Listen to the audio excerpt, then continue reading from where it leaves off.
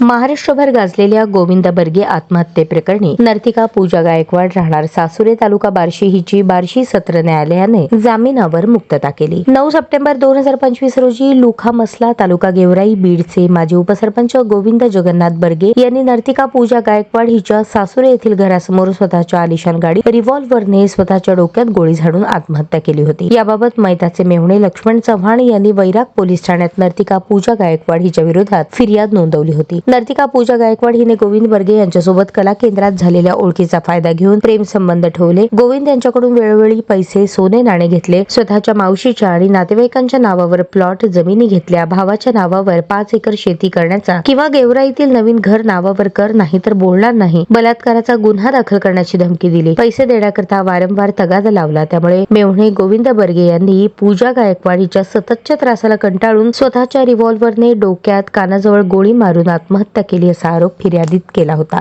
या प्रकरणी वैराग पोलिसांनी नर्तिका पूजा गायकवाड हिला अटक केली। अटकेनंतर नर्तिका पूजा गायकवाड हिने बार्शी सत्र न्यायालयात ॲडव्होकेट धनंजय माने यांच्या मार्फत जामीन अर्ज दाखल केला। सदर जामीन अर्जाची सुनावणीच्या वेळेस आरोपीचे वकील ॲडव्होकेट धनंजय माने यांनी आपल्या युक्तिवादात पूजा गायकवाड हिला या प्रकरणात केवळ संशयावरून गुंतवले आहे। मैताने आत्महत्येपूर्वी कोणत्याही प्रकारची सुसाईड नोट लिहिलेली नाही। सदर केसचा तपास पूर्ण झालेला आहे। अशा परिस्थितीत महिला आरोपीला कारागृहात डांबून ठेवण्यात काहीही अर्थ नाही, याकडे न्यायालयाचे लक्ष वेधले। न्यायालयाने आरोपी पूजा गायकवाड हिची जामिनावर मुक्तता करण्याचे आदेश दिले। या आरोपी पूजा गायकवाड हिच्यातर्फे advocate Dhananjay Mane, advocate Jaideep Mane, advocate Sharad Zalte Barshi, advocate Kiran Gawali Vairag यांनी काम पाहिले।